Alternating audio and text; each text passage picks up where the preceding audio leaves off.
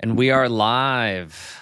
Welcome back, everyone, to another live episode here on the channel. I have an amazing guest, a legend in the WordPress space today, Andrew A.P. Palmer.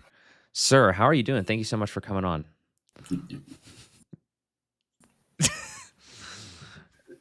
I'm good. It's near the end of the day for me, and I'm quite busy. It's good planning for WordCamp, CloudFest, booking trips and tickets and all that kind of stuff. There we go. Negotiating there we go. What type of flight I can have, that kind of thing. It's good. Awesome. Sweet. Busy. Okay, cool. I was getting a little bit of a lag there, but I caught most of that. Guys in the chat, let us know, like audio, video wise. I don't know if it was a little glitchy at all, but we have a lot of really interesting things to share and show with you today here. Also want to just have a chat because I've known Andrew since I pretty much got into the WordPress community space.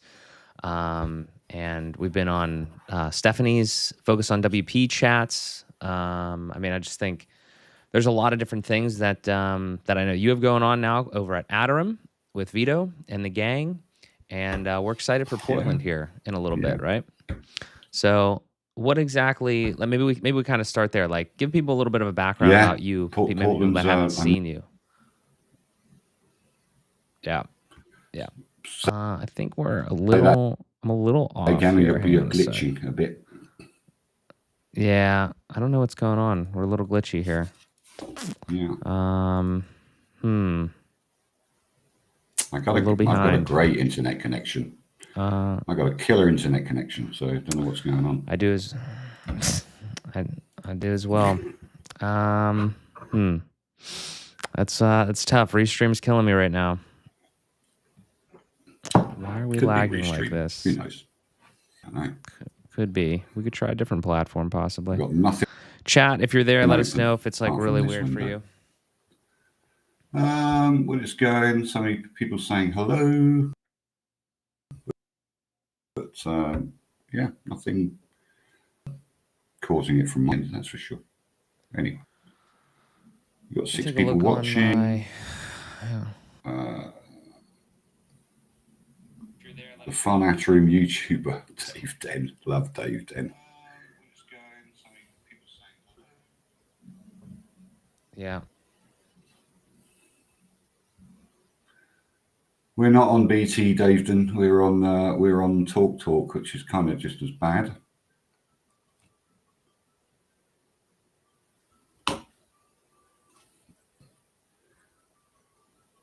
Bear with me. Let me just run and do something. Hold on.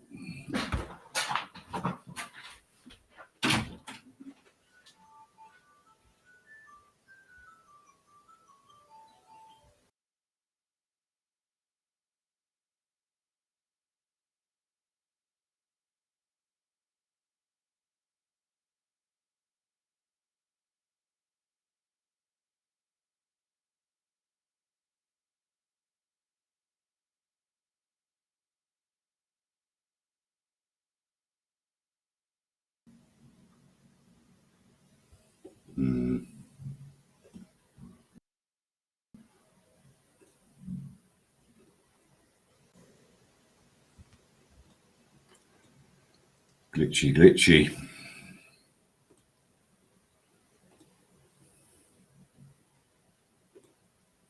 Okay. I can't hear you now, which is crazy.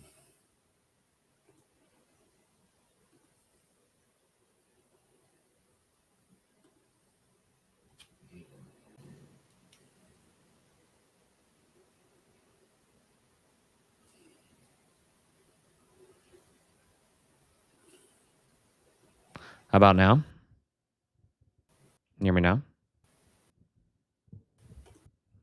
How about now? Yeah, I got you now. Okay, that was weird. Okay, guys, can you hear me? Great live. This is the live stream game right here. Okay, how's the conversation? How's like the Are we lagging? I've never had the issue where like we lag like as from a conversation standpoint, but I think they can hear us now. Yeah, I got you. So Yeah. fingers crossed. Fingers crossed. Yeah. Anywho, Carry on. Portland. You've never been to Portland. I haven't. I've not. I've been to Las Vegas. That's the most West Coast I've ever done.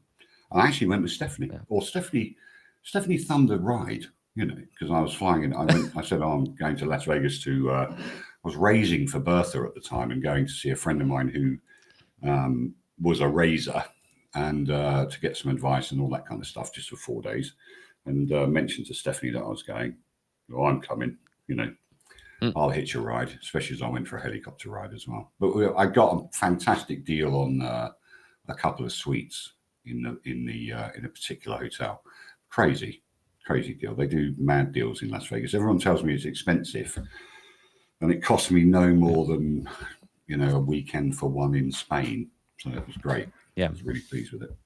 Plus, including the helicopter trip. Yeah, I feel like in Vegas, everybody says it's kind of like relatively cheap to go there, and then like you could spend money, obviously, gambling if you really wanted to. But I haven't been. Yeah, so no, it's great. There. We went to we found out that gin and tonics in the Bellagio are quite expensive, and breakfast. we had because it was late nights and late mornings, so it was kind of 1 o'clock we would have our breakfast, and we both foolishly ordered avocado on toast, which is enough, because I forget America, your portions are just mental. It's crazy. Yeah, and this massive portion of avocado and toast arrived for about 4 people for one.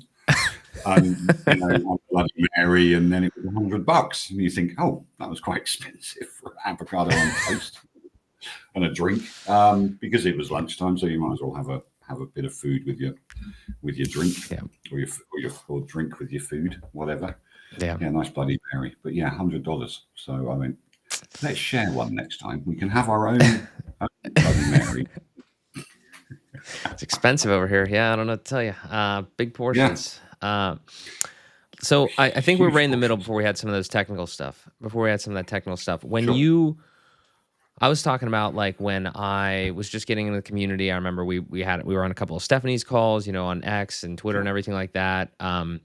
Give the people a little bit of background. I'm sure a lot of people do know who you are. They know that you're working with Atarim now, but like you have a whole history of this in this space. So like just maybe if you want to kind of give the people an idea, because I think it's important to know kind of where you've been and all your experience and everything like that.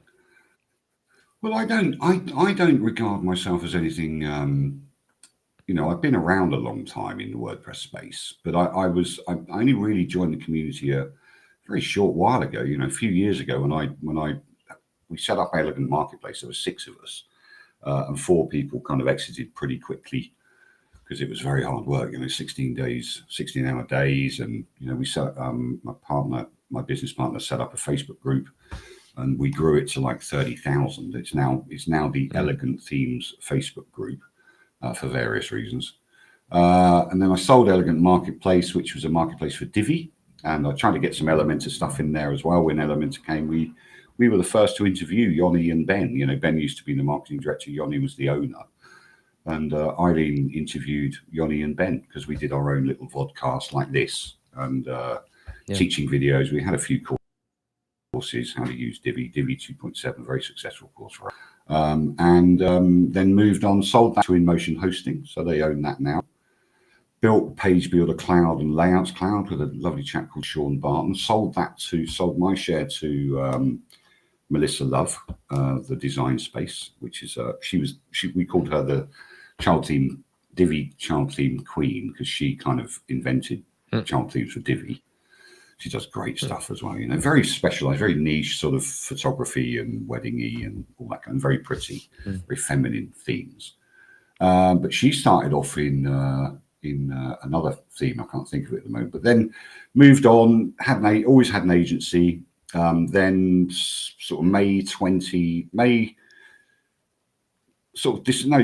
somewhere around 2019, September, October, November, I met Vito Peleg at a gig. We met up with about 80 other agency people at Lee Matthew Jackson, who's kind of not doing what he did now. I think he's just got an agency, but he had a gig at an event in Peterborough. Vito and I met, both had the same coat, both had the same kind of attitude. He was rolling around with an iPad saying, "What do you think of this?" And I went, "Yeah, I'm never letting you go." And I didn't. And then so we put WP, eventually persuaded him to put WP Feedback as a plugin, which is what Atarim was, on Elegant Marketplace, and sold mid six figures in 31 days. So, that gave him a lot of runway and validation. Very much like Kevin, did with Etch, validated the idea and pre-sold it and all that kind of stuff. And then we did it a couple of months later. Did the same thing for Termageddon as well. Got them a few customers via marketing, because I had 63,000 clients I could email, and get them excited about stuff. So that, I liked growing business. I like growing businesses. That's my key. And then bring us right up to date. I mean, I come from a printing background, a creative agency background, and then I went into web around about 1998. Sort of said to my printing partners, who are my age then, and they just went, "No, I'm not interested in the web. We're going to retire soon. I'm not interested. I want to go and play golf." And but anyway, so bring us right up to date. Had a few restaurants, loved the restaurant trade, kind of niched down into the restaurant trade as well, as far as websites were concerned. Hosted 500 websites, maintained them, and sold that agency in December to a lovely chap called Ben Tiffin. And went to open a restaurant, work in it for 6 months and sell it, and then not do anything other than do restaurant consultancy and teach people how to open them properly and train their staff and everything like that. And we sold it in 6 weeks. So that was kind of head scratching. I thought, right, what am I going to do now? So I went off to Spain, got a phone call saying, "Do you want to come and work at Atarim?" And I went, "Only if I'm fully interviewed by the guy that's in charge of sales, because I don't want to be a shoo-in. I got to know I can do the job.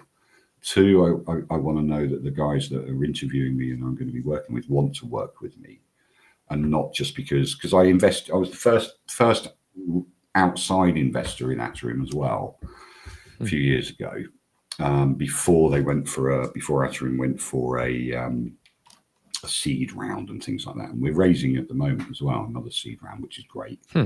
Just for the future. It's not necessary, but it's just a thing for the future, and lots of investment coming along. And we're growing. We're 3.1x of where we were last year. Damn. So it's not too bad. Yeah, pretty cool. And also staff, going from like 12 staff to 30. I think by the end of next week we'll be 35. Holy staff, sales, customer success. We're recruiting heavily at the moment. So we've got some unbelievably good developers, really cool. We've learned some lessons, or Vito learned some lessons, and I think now that the HR is sorted and know how to interview the right people and get the right people on and onboard them properly as well, to understand not just the product really, but the concept of the product, and why it's such a good thing to have and to do and to really do stuff. So so December I kind of retired and then got a phone call, and now I'm a mere employee because I sold everything. I was retiring as far as I was concerned. He was ready to hang it up. Have a couple of years off, bit of cash in the bank, just say, all right, WordPress and all right, web development and everything. I'll see you later. But it didn't work out that way. So now I'm an employee. I've got a boss. Radost, who used to work for SiteGround, has just joined us as head of sales, and I've known her for years as well. So it's tough, isn't it? Because Vito's my friend, and I was an investor as well, and I've helped Atarim for years. 6 years since its inception, and really I just invested in my own future. I knew I'd be out of work one day. I might as well get a job somewhere else. Yeah. But so I'm an employee, and we're loving it. We've got some good stuff going. 100%. Yeah, I do want to get to Atarim in depth because I know you guys got a lot of cool stuff going on there. I want to unpack some of that though, because you've done a lot of shit. Like you've been successful, and like you did you say that your agency was managing 500 websites? Yeah, well, hosting and managing them, yeah, and building websites as well. Like we were probably doing, in fact, before, and I know that it's not, this isn't about Atarim, it's about me, but actually before I started using Atarim or WP Feedback, I was struggling. You know, you actually, I was listening to you on a podcast the other day that you did, one of your quick ones, and saying that you're going to have to get help because you've got so many different other things to do. And I had 6 developers working for me all the time, full-time contractors, and I was struggling. So I turned into somebody that built websites, somebody that built marketing plans and funnels and all that kind of stuff, and Facebook ads and Google ads. I turned into an administrator.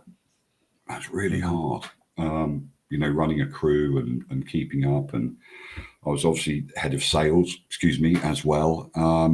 So I was selling, producing, cajoling, encouraging, training, all the things. And I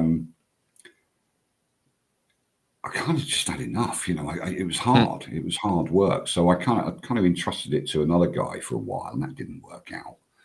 So I came back in. I got sick as well. I was sick. I've only been well for a year. I hurt my back badly. Another thing called cauda so I couldn't walk for 18 months. So I was on loads of painkillers, and I've had 2 operations. And a couple of people in the community, Spencer Foreman, you may have heard of him. He had the same. He's had 2 operations on his back, or 3 maybe now. Dan maybe, he fell off his push bike and had exactly the same injury as I did. I fell off a stage and crushed my spine, and my disc fell out and whatever. But it was horrible. So I couldn't walk for 18 months, and so I left this guy to run my business and have a phone call when I was off my face on painkillers and stuff. Is everything all right? Yeah, it's all right. And it wasn't. So, you know, and I've suddenly found out, you know, we lost about 20 grand recurring income. And I went, oh, things aren't all right. You know, I got it back, but it wasn't, you know, it wasn't fun and everything. People were pissed with me. So I just thought, oh, God. But anyway, and that kind of set the pace for me to say, right, do you know what? It's time to entrust this business with somebody that actually wants it. So I sold it to Ben Tiffin, and he really wanted it, and he's really doing a great job. And we still liaise, and I'm tied in for a year just on messaging and stuff like that, just in case they have any problems. But I literally sold it in December. We've probably had 6 conversations as friends, and maybe 3 as what do I do about this guy, or what do I do about this particular business. So that's pretty good. But doing things, doing a lot of things is easy as long as you're organized, you know. But once you've got a web business that's very, very busy, you're doing 5 or 6 websites a month. You know, without Atarim we were doing 2, and then we went up to 5, and then we were up to 10 website projects a month. We're talking small brochure sites here, nothing really complex. I mean, the nice thing is that I did a job in, you know, last December. We did a massive WooCommerce to Shopify conversion. You know, 30,000 products, 150,000 variations. You know, it was a big job. So, you know, we do the big jobs. I mean, I built a Shopify site for COVID, converted it from Magento to in COVID to Shopify, and it was turning over 20 grand a month. And because of COVID, it was a paint supplier's website. It launched on the 14th of February. By the end of February, it had done £400,000 in revenue. Wow. You know, so, you know, because Magento couldn't cope with it on the particular server, and we didn't want to rebuild Magento or whatever. So we've done some very large projects, you know, a site like Little Black Dress and, you know, fast fashion site. We converted from PHP to WordPress, and that took it and made it mobile compatible, because it wasn't, or mobile friendly.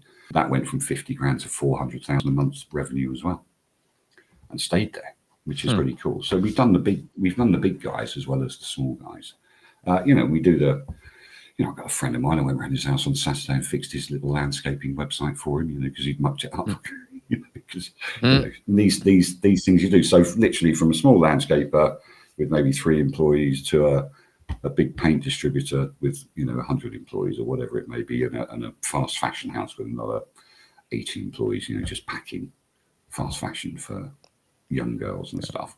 So yeah, so but then when you're then and opening restaurants, I had a restaurant as well. But when I hurt my back, I wasn't there. So I was working there in the evenings and making sure it was working and stuff. And then as soon as I hurt my back, I couldn't work there, so I couldn't walk. Yeah. And then within 6 months, we had to sell it because it was only open in the evenings because I was the front of house and I was also the cook as well. So we had an unreliable chef, so I had to go and cook. Because I'm a qualified chef. Am I a qualified chef? I am a qualified chef because I went to college. But so yeah, I've done a lot of things. But it's that kind of helps you with when you're running an agency or creative agency. That kind of helps you because I can talk to restaurateurs, I can talk to plumbers, and I can talk to gardeners, and I can talk to motorcycle shops because we've got. I didn't sell the Shopify maintenance, but we were getting £600 or £700 a month just to maintain 3 Shopify websites for motorcycle gear, because I used to be a dispatch rider as well, so I could relate to this guy because he used to be a dispatch rider, and that's why he set up a motorcycle shop. So it's like you've got all these little things that you can actually relate to people about. So as soon as you can relate to your customer, they can relate to you. You become warm acquaintances, and down the years you become friends. So that's the benefit of having a variety of jobs. You've absolutely done a lot here. This is crazy. When did you start the agency work, like the creative agency? What year did that start? Well, 86 I started in printing as a sales rep, and then 10 months later I set up my own printing business. Okay, so you've been doing this for a while. 88 is, and then I set up a creative agency in London to grab all of the agency work in London to do all the mechanicals, we used to call it, because it was physical artwork in those days, and things called chromolins for proofs. So I set up a 24/7 operation called Night and Day. And it had a sun on one side and a moon on the other side. It was a 24/7 operation. Typesetting, creatives, galley proofs, and we used to send all those stuff off to the newspapers. And there's a funny thing. I said to my guys, "Why do we send newspapers a chromolin, which was a color proof? You ever heard of a chromolin?" I don't think probably so. Not. No, probably some of the people in the crowd have probably heard of chromolins, but basically it's a laminated proof made from the film of so you've output film, and then you make a chromolin. It's a massive machine that cost about £250,000, and it only went up to like B2. But we used to send newspapers chromolins, and one of my production guys said to me, I said, "Why do we send them a chromolin?" Because somebody had complained about the color matching in the Guardian. He said, "Well, we got to send them something not to match to, because it was newspapers were renowned for not matching color. They didn't care, But you're printing on dirty paper for a start. It was all very recycled and thin as you like, so you're not going to get a color match. But so lots of fun. Yeah, crazy times, typesetting and galley proofs and making artwork. And that's why it's called mechanicals, because you literally mechanically put everything on. You cut the galley proofs to shape. You used hot wax and you pasted in that's why it's called cut and paste, because you cut and paste and you place it on there with wax and you position it with wax and then you take a photograph of it and that's your film. Oh my gosh. You make a plate. Then you make a plate to print with. So so there's and that's why we get uppercase and lowercase. You know where that comes from, don't you? Surely. From there. I mean, from letterpress. So letterpress. So you'd have all your lowercase letters here, and then you'd have your uppercase letters here, and you would literally do this. And actually, my friend who rescued me is a nurse. She used to be my girlfriend, but she's my friend now. I built a log cabin in her garden when we were living together. But her dad, who is now 90, used to be a typesetter for a newspaper in our local area, and that's how they did it, by picking the letters out, metal letters, letterpress. Crazy. Oh my god! Used to do it. Now you're building log cabins too? Damn. What the? Well, I built a log cabin in the garden because we didn't have enough room, and I needed quiet.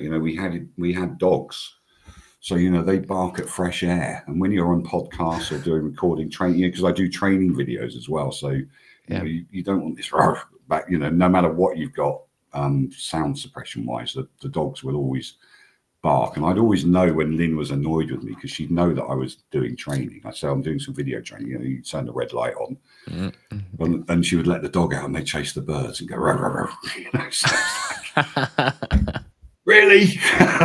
So, you know, those are the fun things about working in a log cabin. I was well insulated and stuff like that. But I actually, when I did my back in, I had to live in the log cabin. So she kindly converted it to a bedroom and an office because I couldn't walk. I literally couldn't walk. I was crawling around and lifting myself up into the seat and all that kind of stuff. And I've only just, I just left there. So I've been here in this apartment here for just on 4 months. So I've only been fit enough to, you know, because, and now that was one of the main questions at Atarim as well. When, you know, Viso said to me, can you travel? How's your back? Can you travel? I went, yeah, I can. So, you know, that's why I get to travel. Cool. There you go. Nice. So, yeah. So you've been in this game for a while then. I mean, like you started creatively long time ago. Does this mean that, am I understanding the timeline right when I say that you were here at the beginning of WordPress effectively? Like, did you get in that early or how did that I didn't get, yeah, no, I didn't. I got in, there's a chap called Mark Copeman, who's a lovely man. Look him up on LinkedIn. I got into Joomla, Drupal. I was Drupal, Joomla, and PHP. I coded as well. I used to code, believe it or not. I can't code for toffee now. I can believe it. You do everything. I can believe it. I tried. I probably could if I tried. I can see what's wrong in code. That's good. I can spot I can read the matrix and go, no, that's not right. You know, whatever. But no, I don't code. I definitely don't code. But I got into code. I went to night school to learn HTML. And then I got into Flash scripting as well. So we used to build websites with Flash and PHP. I got in right in the beginning of PHP as well. So that was interesting. PHP Storm, I think it was. Cold Fusion. Back, you know, we're talking back in the day, Dreamweaver, all that kind of stuff. So really kind of hand-built stuff. Dreamweaver was the first WYSIWYG. You could drag things in and tables and divs and all that kind of stuff. So that kind of gives you a really good background in it. But we're in the UK, you know, we're not as you know, I don't know that there's a page builder in the UK or there are some really good coders in the UK, but it seems that America is the promised land as far as creativity and building page builders and making things work, because you've got, you know, population of 300 million to choose from, and the Argentines as well, and Spain, you know, the Spanish-speaking world. Japan is very big on WordPress now. I mean, it's really getting crazy. But no, so Joomla, I was a Joomla boy. I loved Joomla, and then it got hacked. And also, they don't do the wonderful thing about WordPress. The many wonderful things about WordPress, but the wonderful thing is the backward compatibility. You know, if you built a website in Joomla 1.1 and 1.3 came out, you literally have to rebuild it, or Joomla 2, whatever it was. And I just thought, by then I built about 150 websites in Joomla. They all got hacked. Lovely chap from, because it was very vulnerable at that time. Great chap from Brighton in the UK. He's, can't remember his name, but he saved my business because he had a software solution that just basically unhacked all your Joomla websites. But literally all of my websites went down for a week. So, you know, my customers going, that's your fault. And I'm saying, well, actually it isn't. You know, we had SLAs and all that kind of stuff. And it was just software gets hacked, as you know. So that was a few problems. So I'm pretty sure that I got in around about 2005, 2006 into WordPress. So a bit late, but pretty much at the beginning, I think. And hated it because it wasn't Joomla. It was really hard to use. I thought, what is this? So drove Mark mad, literally screaming at me on the phone, what have you done to me? Why have you given me this? Because I think he was using a theme as well, Salient or something. I can't remember, something off Theme Forest anyway. And I just found it so hard to navigate around and do stuff with WordPress. It was crazy. So. But then I learned it, and you get it, and you know, you can see. And it also makes me understand people's frustration when they go to build their own WordPress website, because I know the problems. You know, where do I set the index page? Where do I set the home page? What's the customizer? What's this? What's the block? What's going on? So I grew up with Classic, and now I can use Block. You know, we built probably, before I sold the agency, we probably built about 50 websites on full site editing. And it's a learning curve, let me tell you. But it's good. I mean, it's always been good. You know, Elementor have always had a themer. Divi had a themer. I built a themer with Sean. We built a thing called Divi Layout Injector, which allowed you to have a standard or any number of standard headers, subheader, middle bit, another middle bit, and a footer. And it was basically a themer, but it was a plugin, Divi Layout Injector. And then we did CPT Layout Injector, so that meant you could lay out your custom post types and stuff like that, which is pretty cool. And the biggest plugin we did was Woo, whatever it was, but it was 47 separate modules. It was Woo Layout Injector, that's what it's called. So 47 separate modules.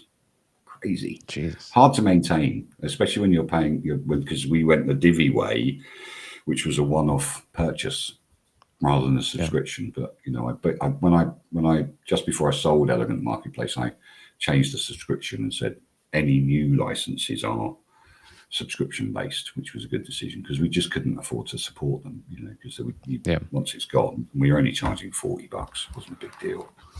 So a bit of a journey. No kidding. I mean, so when you get into all that, I mean, I have like one really overarching question that I hope the audience gets a lot of value of from all this. Like, you have so much experience packed into here, and we could spend days going through everything. But I think the one thing that I'm hearing, especially from the web design and agency side, is that either you personally or your team throughout all that time you've built a ton of websites. Like, how many websites do you think you've had your hands on in some way? Like over 2,000, over 2,500, yeah, maybe 3,000. No, 3,000, yeah, over 3,000 websites. That's a lot. Yeah. I mean, that's a lot. And I've made a lot of people like think about. Yeah, but I've also made a lot of people a lot of money, which is a good feeling. Yeah. You know, you know, we had this fast fashion house struggling on at 20, 50 grand a month, whatever. You know, we literally within a week, we rebuilt their website into a WooCommerce situation, made it mobile compatible because it was all youngsters getting on, their young girls, 17 to 25, buying, you know, your $10 dress or your $10 t-shirt. And within that first month of it being launched as a WordPress site, its revenue was 400,000, and it carried on. The most revenue it did was 1 million, which was in December, in the 2 weeks of December that it was open. So, and the paint guy, you know, his website crashed every time it turned over 20 grand when we converted it from Magento to Shopify. So it's not necessarily WordPress. Within 2 weeks, his revenue was 400,000. Then the next month it was 500. Then it was 500, 500, 500, 500. So he'd done by the end of the year, he'd done 3.5 to 4 million in revenue. So, you know, I'm pretty proud of the fact I've made him a lot of money. You know, he now drives around in an Aston Martin where there's only 27 versions of it, 27 copies of it. You know, it's a very rare car. So he's pretty happy, you know, and a nice kitchen and stuff like that, which was born of his hard work. Can you imagine going from 20 grand to 400 grand in a heartbeat? Imagine his strength of character, be able to do that, to be able to source the paint, to distribute the paint, not get a bad name, and to continue that revenue. Obviously, COVID's over now, and he's settled down to probably, I don't know, 100 grand a month or something, but, you know, still doing well.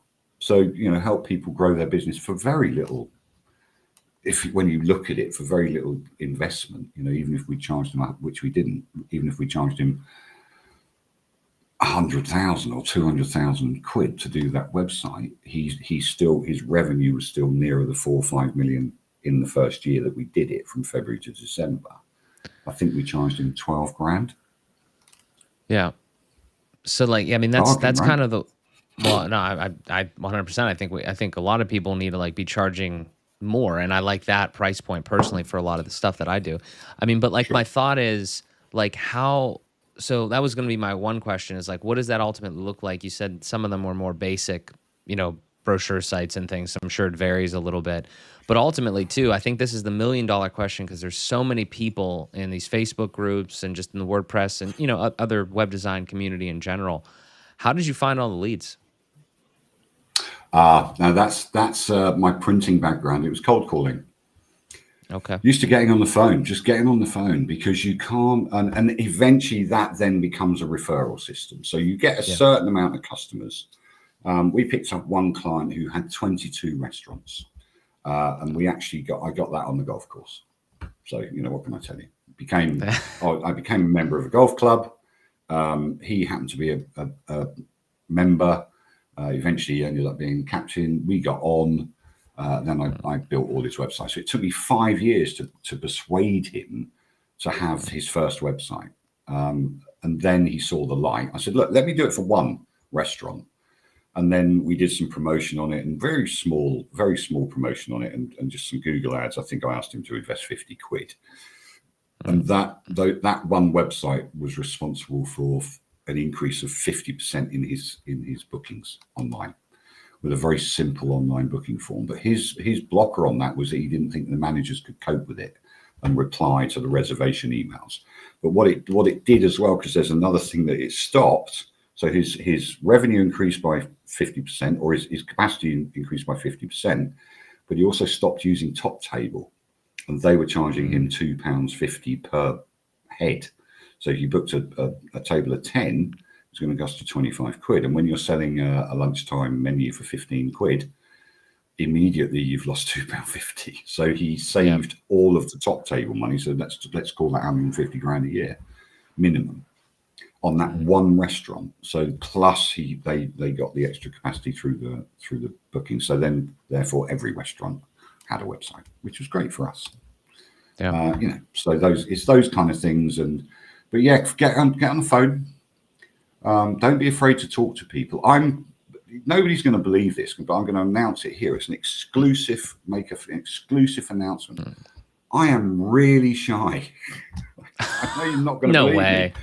I swear, I am one of the shyest people you could ever wish to meet. And it's just, and I fight it every single day. I said this to Nathan Wrigley, another podcaster we were in Basel. He said, how do you do it, AP? You know, you get up on stage and you do all this. And I said, I have no idea.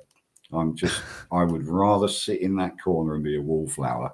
I really am. I'm shy. I mean, people say I look sunburnt all the time, but I'm just walking around in a constant state of embarrassment. You know, I'm just shy. So if I can do it, anybody can do it. Honestly, it's not easy to get on the phone. You know, it's not easy to do a presentation to people, especially to some of the very, very high level people that we're presenting to in Atarim. You know, it's something that because it's not my business. So I'm very conscious that I might muck it up, you know, and embarrass the people that I work with. And I don't want to do that. So there's that little extra bit of pressure. You know, but jumping on stage with a minute's notice at Cloudfest and coming onto a podcast and stuff like that, you know, it's just something that I challenge myself to do. So challenge yourself, get on the phone, write an email, go to a networking group, build your business up very slowly. You know, the Greeks have a great phrase. It's cigar, cigar. It means slowly, slowly. And that's how I've always operated throughout my life, is just cigar, cigar, relax, slowly, slowly, breathe, make that call. You know, as simple as that. You know, it's good advice. And that's good advice. We all have to be salespeople. It's crazy. Would you say that like during most of your tenure with the agency, like that was your main role? Were you always the salesperson? I mean, obviously you did some fulfillment at some point, but then you hired people to fulfill, and you were the salesperson. Like you were the one making the calls.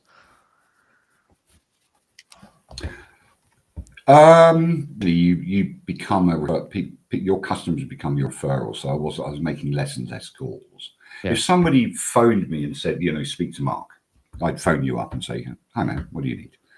And we'd go through that. And that's where I was more account management, really. So my people would refer me all the time. When you've got 500 customers, you've got you're hosting 500 websites. We didn't host all the websites we built, but when you've got that many people, there's also a methodology that I started years and years ago, is that I would go back to them every 6 months and say, what do you need?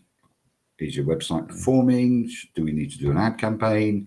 Do we need to build some funnels? Do we need to maybe use an email marketing service, or whatever it may be? You know, one of my customers, I actually got them to employ a sales company to make the calls. So BDR, you know, business development reps, were on the phone developing their business, because they were I think they were a plumbing business and they were suffering, and they had 30 staff, so they needed to keep them busy every day, you know, still paying their wages every day and whatever it was. So I just said, look, employ these guys, because, and I said, they'll do a trial. It's £1,000 for a week, and they'll make a week's worth of calls. They'll make you 4 appointments a day, 2 to 3, 4 appointments a day. Then you've got to close the sale. I said, yeah, great. And it changed his business. So you don't necessarily have to do it yourself. There are companies out there, and I know there are in the States as well, who will make the calls for you.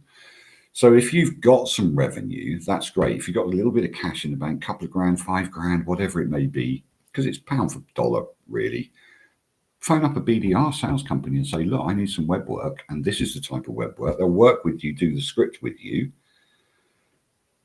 And they even, actually, this company were great. I was sitting with them they're quite a way away from me, but I was sitting in there in Milton Keynes, and I was listening in on the calls that they were making on my behalf. And then I could give them tips on maybe say this, you know, because they were dealing with objections as well. So all of that, and that actually helps with your sales training as well. You can see how these BDRs are doing it, you know, getting you the calls. So they'll get you a call, they'll get you a meeting, you go and meet these people, and you'll get a job. There's many different ways to get a sale, or in fact a contact. But once you've got the contact, make sure that you're on point, you stay on point. Very much like dealing with scope creep. You know, when somebody comes to you and says, oh, can you just do that while you're in the middle of doing the design? You can say, well, you know, we'll put a comma by that, we'll pause that, and we'll come to that after we've done this, because that's actually what I call an unquoted profit opportunity. You know, so it's because, you know, you've got them already. But the unquoted profit opportunities that I've always said to people is, if you're doing care plans, you're doing maintenance, you're looking after websites, you're hosting them, that's your base client, that's your client base, and you can just go back out to them and say, you know, do you need anything else? Do you need another website? I think it's time for a revamp. Blah, blah, blah. We've got a bit of a slow month, to be honest. We've got a bit of a slow month in August because everyone's away on holiday, and we can fit you in then. Get the money, boom, done the job, and you keep your team busy. So, yeah. I make it sound easy, and it is easy, but you have to plan and you have to get it done. You know, that's it, is where people have problems getting work. The people I speak to, because I still coach now, I've got a little, I'm still allowed to do my little side hustle coaching. And I've got a lovely client, and she started off, I don't know, $1,000 a month, £1,000 a month. I won't tell you what her revenue is now, but it's good. And it's because she got off her bum. You know, she has a little notice that I said, just do it, just get on with it. Stop procrastinating, get on with it. Don't be afraid. You can do this. Bit of training involved in that, how to talk to people, few little flows of calls that she could make. She is absolutely, unbelievably flying, really doing well, you know. So it's just, you know, you were saying what you need to earn a year. It's that and a little bit more. So it's pretty cool. Nice. You know, Sweet. That's awesome. Yeah. That is awesome. Yeah. You know. But that's the issue. Procrastination is the death of cash flow, frankly. That's for sure. Yeah, I mean, I've noticed myself, like, you just gotta do it. That's really just action. I feel like everybody can kind of learn from that. If you guys are in the chat, if you have any questions for Andrew, obviously he's a wealth of knowledge here, so many years of experience. Drop them in there, just a little hashtag Q or whatever, and we'll get to them. Andrew, I do want to talk a little bit about, right before we jump into Atarim and all the exciting things that are happening there. We are going to see each other, yes, next month in Portland, Oregon. Potentially, if you guys are going to be there 100%. As well, let us know. Yeah, 26th of... So Yeah, that'd be good. It's up. Yeah, it's coming up. It's coming up fast. What are you? When did you first When start is going to it? like 26th WordCamps of and getting August. into the actual community? I believe so. Let's My see first here. WordCamp was WordCamp London. Okay. Nice. Can you hear me? Cool. Yep, I can hear you. You good? Are we all there? Might So have yeah, glitched my there. first Might have glitched a little. WordCamp was WordCamp London, Yep. which was amazing. And I thought, oh, there's something here. Vito was running around then as well, you know, with his little iPad. What do you think of this? What do you think of that? That was interesting. Networker extraordinaire. And I did some networking there. Met Paul Casey, lovely UK guy. Matthew Jackson, or Lee Matthew Jackson as he's now known, and a few other people. And then I went to Serbia, which was, bite me everybody, but Serbia was the best European WordCamp. It was crazy good. Serbians are just party animals. They're fantastic. They organized it. It was military position. Then I went to Berlin, did the deal or started the conversation on selling Elegant Marketplace at Berlin. I was very lucky when I wasn't working for Atarim. Atarim took me to Asia, which was good, Thailand, a couple of years ago. That was awesome. But we were also in the training. I was very privileged, really, because I also talk about support and the best way to do support, and how to treat people, and how to do support with kindness and things like that. So I did a little session with the devs, really, and just help them with the queries of how to talk to people properly, really, and never ever say it works on my machine. You know, it's just the worst thing you can ever. You know, it's the worst thing you can ever say, and they were saying it. And you know, back in the day, I'd go on to lots of hosts, and they say, "Well, it works on my machine." I'm going, okay. But it doesn't on mine, you know. You just think, trying to keep your lips bitten, you know. So yeah, never say that. Always be polite. Always presume that the person you're talking to, if they tell you that they know what they're doing, if they're a webmaster or they're a, you know, if it's not their first rodeo, try and get out of the fact that they're an agency and they're looking after websites and they've never come across this issue before. And also try and also ensure that you know a new user, somebody that's trying to build their website out. They don't understand about DNS or IPs or wp.config or security or anything like that. So, you know, just be kind. Really is the biggest thing that you can say to support people. And I tell you, who's got it right actually is, well, we've got it right, 100%. But Mark Westgard has got it right.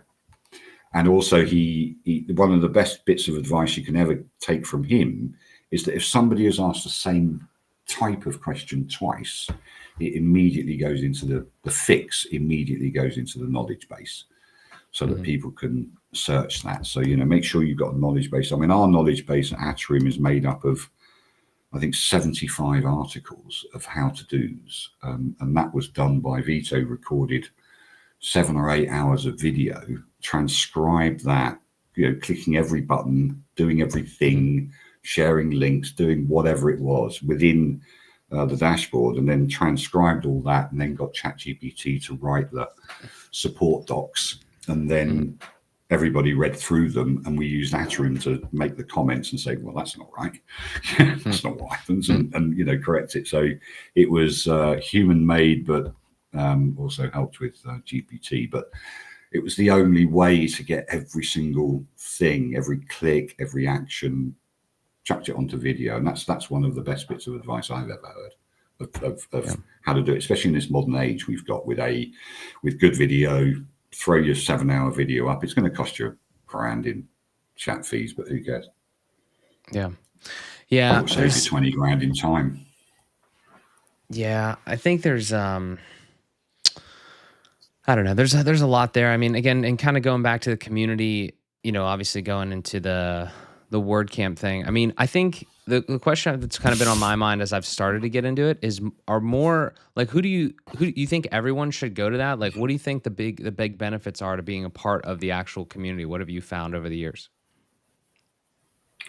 Say that again. You broke up, kind of thing. What do I think of the actual community? Yeah, I mean, like, what do you think the benefits are? Like, who should be like, should, if you're using WordPress, should you be in the community? Like, should you be active? And like, what are the benefits maybe that you've seen? Obviously, connections in general, but yeah, if you're a developer, 100% be in the community. Why would you not? I mean, because it's you make if you're a developer or freelancer or an agency, there are very many things that you can get out of the community. One is Contributors Day. It's amazing. Go in there, you get some properly clever people with some people that have got a desire to improve as well within Contributors Day. So you've got these properly clever people that have been in core for years, either working for Automatic or they're working for other companies that are sponsoring them to be in core, and they welcome you with open arms. And if you're a new developer or you're a coder that's working on your own, that's your home. Contributor Day is your home if you're a coder. Unbelievably valuable to do that, and you see things being built on the fly. You have these little tables, and it's kind of a is it a competition? It's a kind of a competition, but who can complete this thing in a day? Let's do this. Let's CloudFest, there was a fantastic Contributor Day for WordPress there. CloudFest have opened an extra day to include it. And, MCP was being used and done, and accessibility was being fixed, and lots of other things. And Contributor Day at WordCamps are where the community come together, the coders, the freelancers, the agency owners, the Yoasts of this world, sit in there, the very, very successful plugin developers and product developers, the beaver builders of this world go to Contributor Day, and all that kind of stuff. So you learn from people that have already made the mistakes. That's the key. And then networking wise, you go to WordPress itself, and you meet people, influencers like you. You work with various people in the market, and you get opportunities to talk to them. You get on with them. You say, right, this is what I can do, or they ask you, what can I help you? So you've obviously got a revenue stream from that. People ask me to sell my businesses to them, or would you ever think of selling your business? Yes, always. It's always up for sale. Just depends what price. And then you've got the parties where you make true friends. Mark Westgard is a true friend. I've stayed at his house. We've had a lot of good time. Hans and Donata from Turnigaddon, true friends. Vito was already my friend, so that's no big deal. But there's other people, Jessica Frick, Cami McNamara, loads of people, hundreds of people that I've got very warm acquaintances with. Raquel, who worked very hard at Elegant Themes at Divi, conflicted because we were kind of in competition and all that kind of stuff. She's done some fantastic stuff for the community. She did press conf, and it's very disappointing that she's got a date conflict. So there's going to be some, we'll have to try and see if we can help her work those dates out or whatever, or just lift her up and everything, because what she did for press conf, I heard, was amazing. And then you have you just have opportunities, either employment opportunities, friendship opportunities, sales opportunities, awareness of your product, and people awareness of you. I know that some people are now working for Automatic, for instance, that would not be working for Automatic if they hadn't gone to WordPress, or gone to a Contributor Day, or made a connection, or do stuff like that. For a fact, I know that for a fact. And that's what WordPress is about. It's bringing the community together. Let's work together. Let's all earn a living together, and let's build each other up and support each other. And that's the whole point of the community. Sometimes we won't get on with someone in the community, and you just go, okay, well, I'm not interested in you. And I'm sure people think of that of me as well. And that's their issue. I don't have a person like me. Fine. Somebody likes me. Love it. Brilliant. But you'll make friends. You won't make any enemies generally. You'll be welcomed with open arms. It's a crazy good community. Phenomenal. Oh yeah. Oh yeah. Well, you That's heard all it I gotta here. say on the matter, really. You should all come to WordCamp. We would love to see you there next month. That would be great. I would. Totally, Renz has got a nice thing. Yeah, nice Oh yeah, question. yeah. Let's bring it up. Any thoughts on this? How to get into funnels, ads, things like that? I mean, obviously, it might have been a different time for you, Andrew. But like, any thoughts on this? No, we got into funnels and we do funnels now. So what you've got to really think about, I got interviewed by Elegant Themes actually, and I didn't really know funnels at the time, and then I kind of made a fool of myself. But anyway, but funnels, you've got to think about what you want a person to do. So a funnel is you're leading them to a conclusion, right? Mm-hmm. So in the simplest of terms, your contact form is the start of the funnel, right? Mm-hmm. It's what happens then afterwards. So you send them an email. Hi, Mark, how you doing? Thanks for signing up to whatever. A couple of weeks later, you go, hi, Mark, I've noticed you signed up to the newsletter. Did you find it interesting, or did you do whatever, blah, blah, blah? Have you noticed that we do this? How are you doing with this? Read this blog post on this. So then the blog post becomes another branch of that funnel. It's more like a tree, really. Mm-hmm. Sort of, if you hold a tree upside down, you've got loads of branches that you can put through to. The trunk is the funnel, and it's where you want to point people in. But you're always guiding them to a conclusion. If it's a one product funnel, then you're trying to persuade people by being so they sign up to something like early access. You're then telling them about how exciting it's going to be that they're going to have early access to something. You're then giving them an offer, and it could be a monetary offer or a free trial period or something else. Doesn't matter. But you're always leading them to a conclusion. And the best place, I think, where I learned about funnels, Russell Brunson, is it? I think. Who's the funnel guy? Yeah, Russell Brunson. So search Google for Russell Brunson and learn funnels from him. Really, that's what I did. And it just opens up a whole new world. I actually learned a lot. I learned a lot from Vito as well all those years ago, because he's a great funnel builder and email marketer.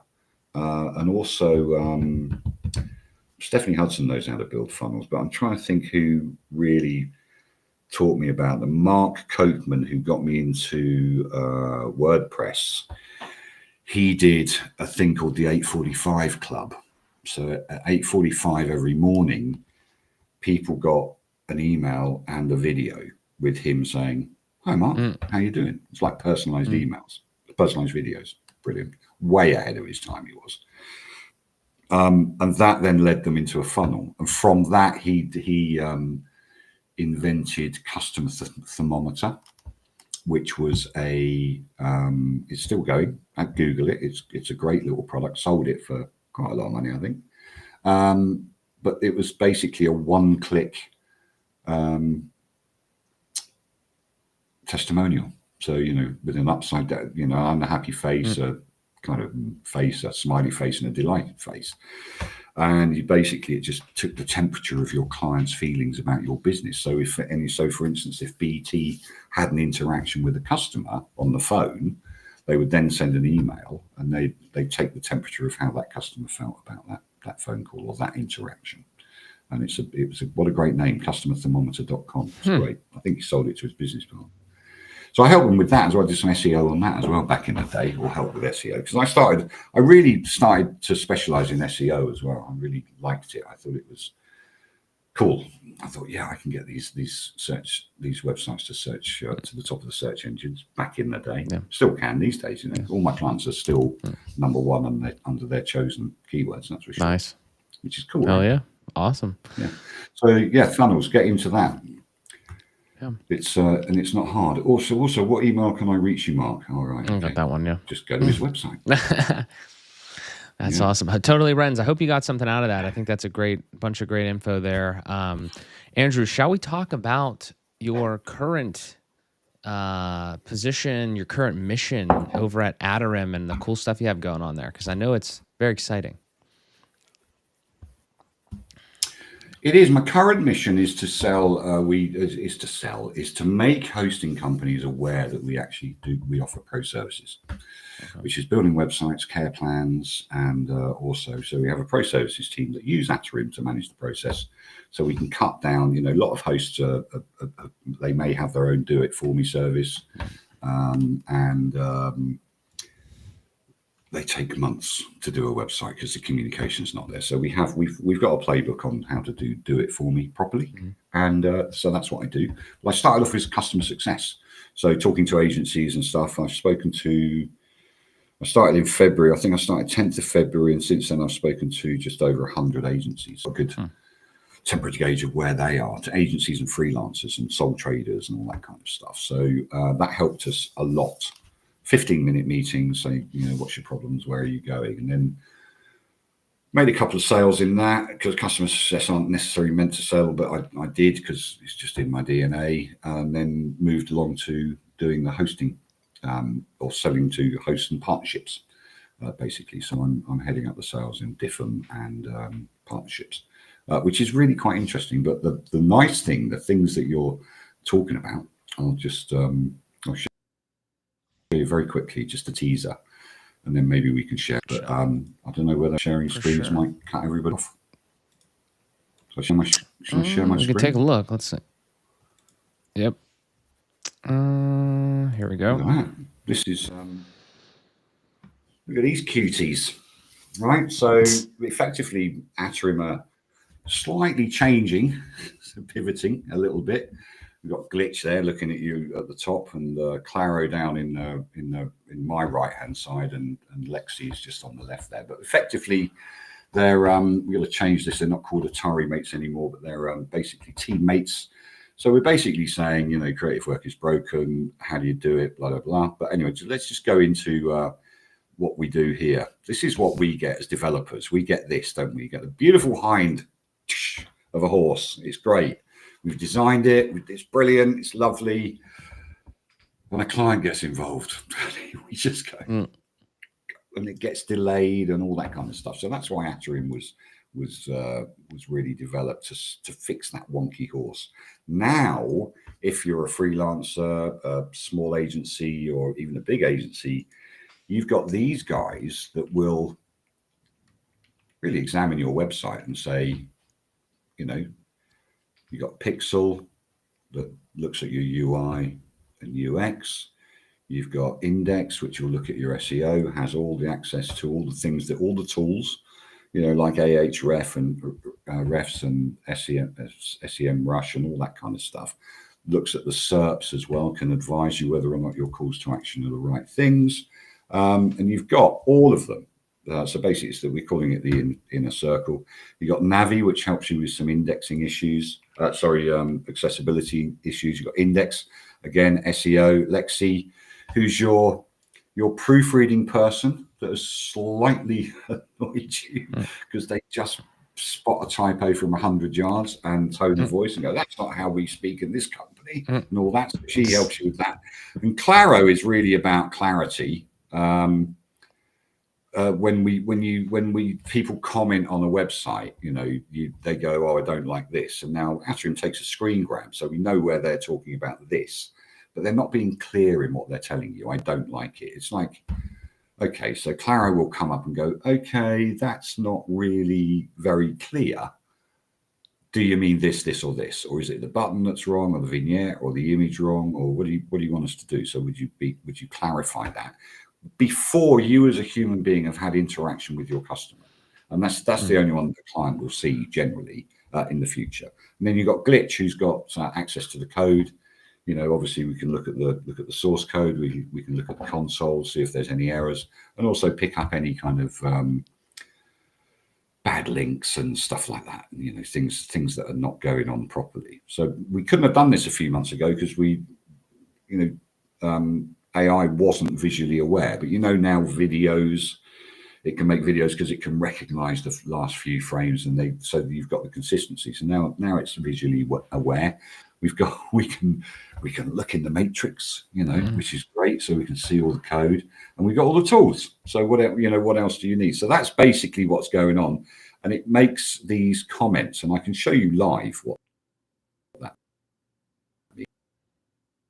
means. Oh, are you guys getting a glitch on your end if you're watching? I'm getting a glitch. As soon as we switched over here. Website. That then starts being a task. Many items could use slightly larger font size for better readability. Blah, blah, blah. Great positive.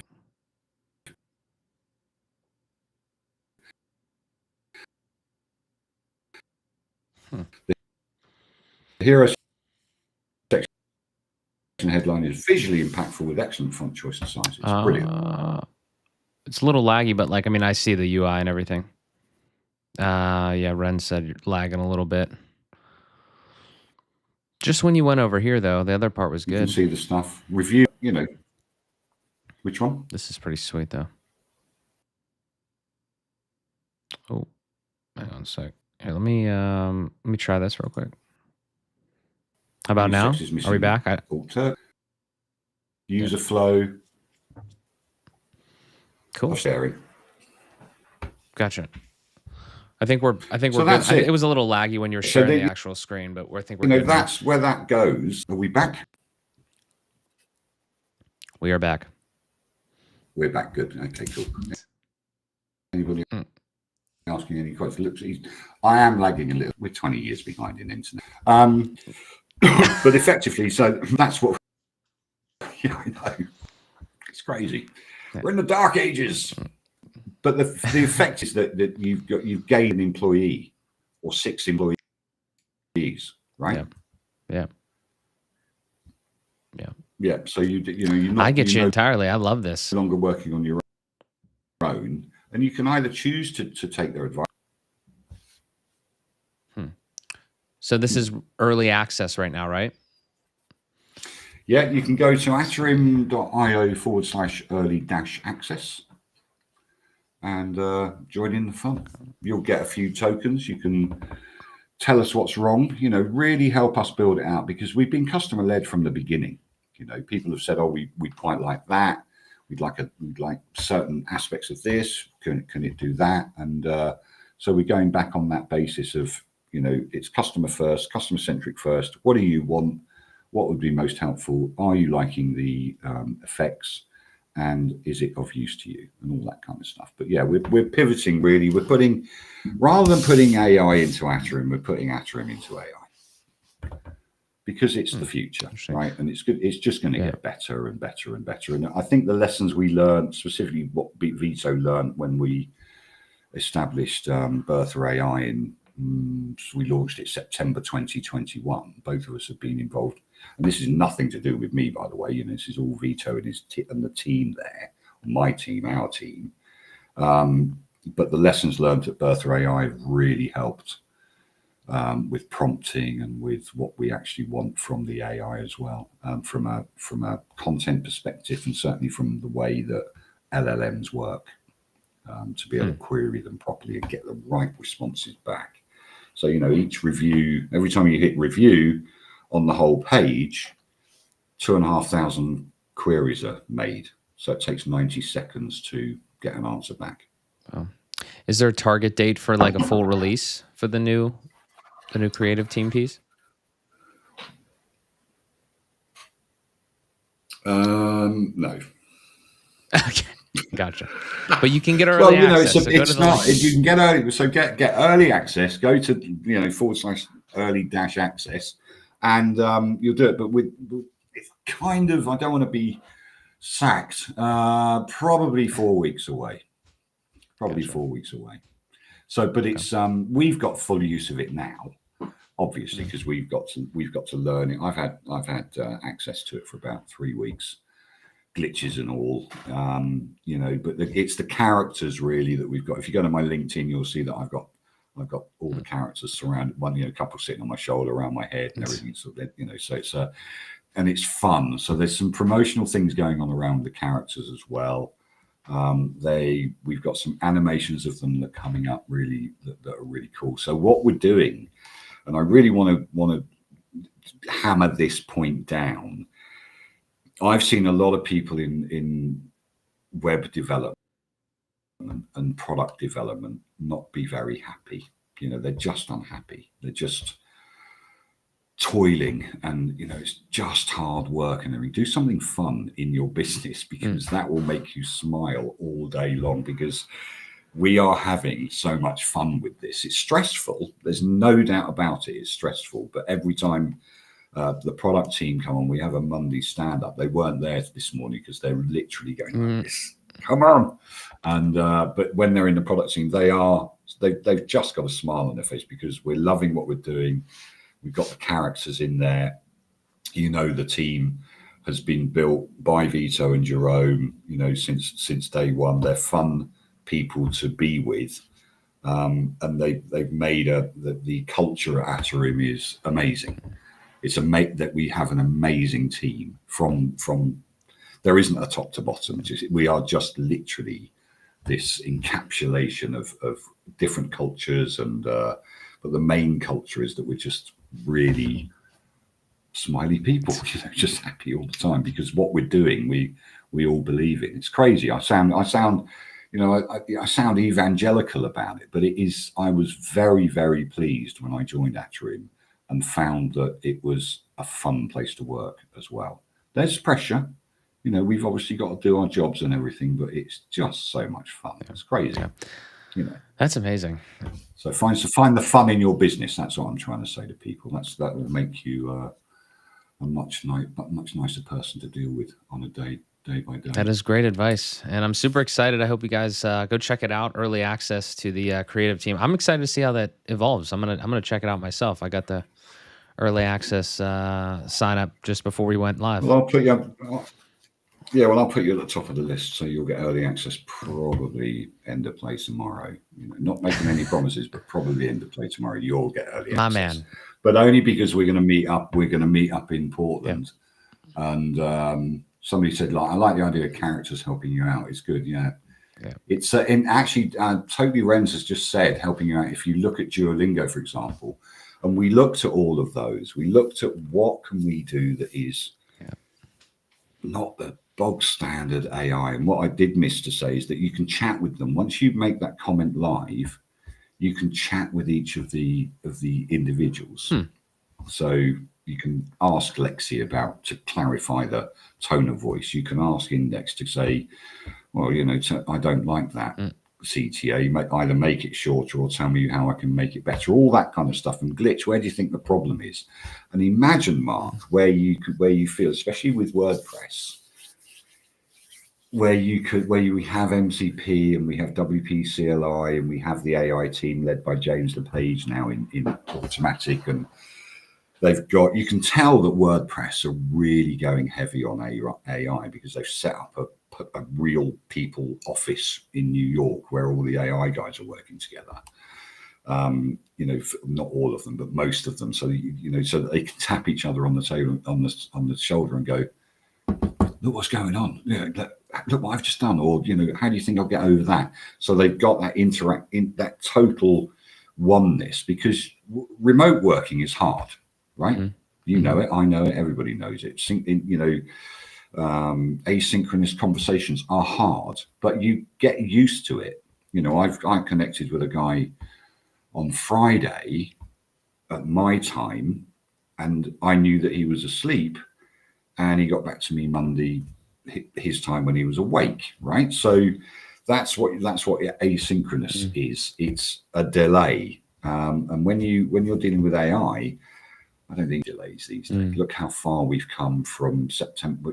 Bertha, for instance. Bertha is still live and kicking and taking some. 4 or 5 people signed up last week, and I'm going, okay, because she's very simple to use, so that's easy. There's no complexity there, but it's just what we're going to be able to do within development, creativity, everything with AI is incredible. We're making videos already with them. You'll be able to go out in your new car and do a live podcast, and you won't even be sitting at your desk, and nobody will know. It'll be great. I'm looking forward to it. I'm looking forward to it. So when you made that promise of doing, what are you doing? You've made a promise to do a video every day, haven't you, for the rest of your life? That's the current goal. Yeah. No, you can't be current because you've made it. It's for the rest of your life. So you've got. I'm going to keep you to that. But if you can do that, you can keep that promise by using AI. How's that? That is a good idea. It's a good point. I'm Write going to have to the script experiment. and then marks up. But then imagine when that AI can actually answer questions on the fly. It's like weird. So you got your script, knows what it's going to say, can deal with objections, but also can deal with questions. It's coming. Yeah. And I'm excited for it. Yeah. Who's totally Wrens? We've got who else is talking in this group? Just like, everyone's there. But anyway, yeah, brilliant. So that's what I'm excited for. I'm excited to see you and a lot of other people. Mike Demo's going, and Mark Westgard, and all the people. I'm going to see a lot of people in Portland. It's good. So, and I'm relying on you to kind of be my guide. Absolutely. Yeah. I'm excited to see you there too. Appreciate you stopping by the channel here. I think everybody got a lot of great value out of this. I know I did. I didn't know half this stuff about you. So it's awesome. Well, we can catch up. Yeah, I don't need to see you in Portland now. That's it. We've had our conversation. See you later. Oh, yeah. Bye. Yeah. Cancel the flights. It's always a pleasure, Andrew. Guys, if you're going to be in Portland, let us know. We will see you there. And yes, everybody, thank you so much for being here, Andrew. Really appreciate it, man. And we'll talk to you guys in the next one.